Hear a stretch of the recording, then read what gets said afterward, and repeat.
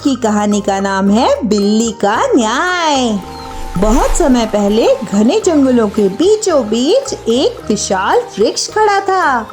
उसके तने के उपले हिस्से में एक तीतर रहता था जिसका नाम था कपिंजल। एक दिन कपिंजल अपने साथियों के साथ बहुत दूर के खेतों में चला गया।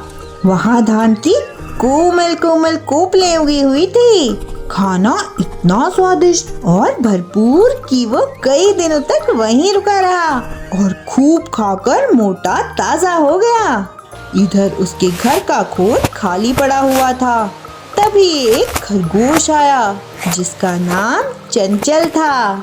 उसे वह खोल सुरक्षित और आरामदायक लगा और उसने वहीं अपना घर बना लिया। कुछ दिनों बाद कपिंजल लौट आया, पर जब उसने अपने खोल में झांका तो देखा कि अंदर एक खरगोश बैठा हुआ है। कपिंजल गुस्से में बोला, ये मेरा घर है, तुरंत बाहर निकलो। खरगोश ने भी तीखे स्वर में उत्तर दिया, अब ये घर तुम्हारा नहीं रहा। जंगल के खोल, नदियाँ, तालाब और गुफाएं, इन सब का मालिक वही होता है जो इसमें पहले बसेरा कर लेता है। घर का स्वामित्व तो केवल मनुष्यों के लिए होता है, पक्षियों के लिए नहीं होता। बात बढ़ती चली गई। आखिरकार तीतर ने कहा, चलो किसी तीसरे के पास चलकर न्याय करवा लेते हैं। उन दोनों की बात पास ही छिपी एक जंगली बिल्ली सुन रही थी।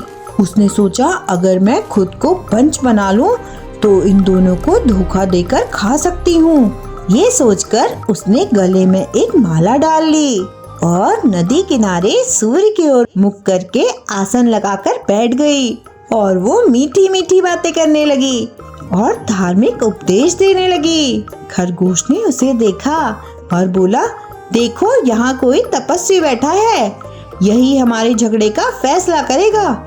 लेकिन बिल्ली को देखकर तीतर डर गया और उसने दूर से ही कहा, ये तो बिल्ली है, ये हमें खा जाएगी।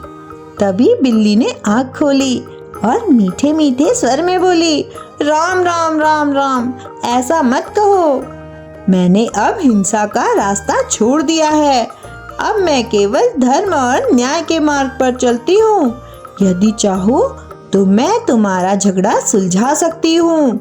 जो पक्ष धर्म के विरुद्ध होगा उसे बस बात माननी पड़ेगी, पर मैं किसी को कोई नुकसान नहीं पहुँचाऊंगी। उसकी मीठी मीठी बातें सुनकर दोनों का डर दूर हो गया और उन्होंने बिल्ली को पंच मान लिया।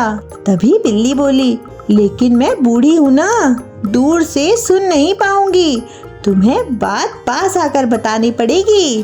भोले भाले तीतर और खरगोश धीरे धीरे उसके पास चले गए और उसी क्षण बिल्ली ने झपट्टा मारा। एक ही बार में उसने दोनों को अपने पंजों में दबोच लिया। इस तरह मीठी बातों के लालच में ना तो तीतर अपना घर बचा पाया और ना ही खरगोश। दोनों को अपनी जान से हाथ धोना पड़ा। कहानी सिखाती है, मीठी मीठी बातों पर आंख मूंदकर भरोसा नहीं करना चाहिए। अक्सर मीठे शब्दों के पीछे खतरनाक इरादे छिपे हो सकते हैं। तो कैसी लगी आपको ये कहानी?